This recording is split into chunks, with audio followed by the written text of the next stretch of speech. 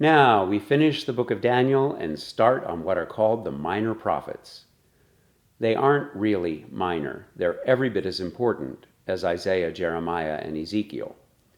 But their books are shorter, which is why they're called minor. The last few chapters of Daniel include more apocalyptic visions in which empires rise and fall and those who harm God's people are judged.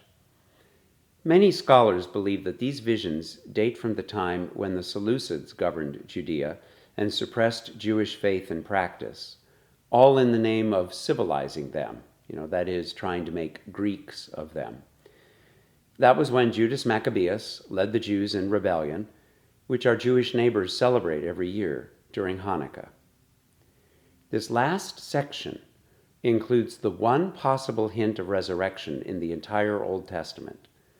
Daniel 12:2 says, "Many of those who sleep in the dust of the earth shall awake, some to everlasting life, and some to shame and everlasting contempt." Is that metaphorical, like Ezekiel's vision of the valley of dry bones? Or is that the Bible's first suggestion of the resurrection of the dead? Since the book concludes with the promise to Daniel that he shall rise for his reward at the end of the days, the latter seems likely. Well, for the rest of the week, we're going to read the entire book of Hosea.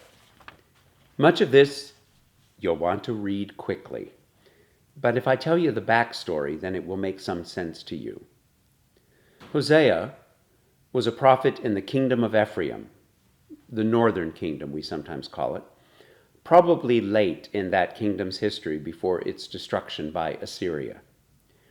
All the other prophets with books named after them came from Judah. Hosea is the only one from Ephraim. At God's command, he went and married a prostitute named Gomer. I know, for those of us old enough to remember the TV show Gomer Pyle USMC, this seems like a weird name for a woman. Well, remember, she had it first. Anyway, he married her, and they had children together. But perhaps because he was a prophet and didn't make a good living, or perhaps because he was a prophet and life with him was, a challenge, she went back to her old profession. The Lord God told Hosea to go find her and bring her home again. This became a model for Hosea's prophecy. Many of his oracles use the image of the Lord God as a spurned husband and the kingdom of Ephraim as the faithless wife. Yet the Lord will not completely abandon the faithless wife. "How can I give you up, O Ephraim?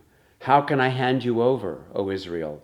For I am God and no mortal, the Holy One in your midst, and I will not come in wrath."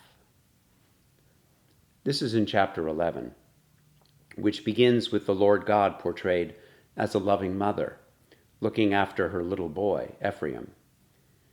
The poetry is beautiful, evoking the passionate love of God for God's people. Hosea's home life is the source material for his prophecy, including the names of his children. The firstborn is Jezreel, named for a place where great wickedness occurred. It's like naming a child Wounded Knee or Love Canal. The daughter is named Lo Ruhamah, which means not pitied, and the youngest boy is Lo Ami, not my people. But the prophet is told, rename them, for Lo Ami shall be my people, and Lo Ruhamah shall be pitied. The reality is that the kingdom of Ephraim disappeared to history, as we read earlier this year. But I think we can take from Hosea's prophecy that the people persist in the heart of God.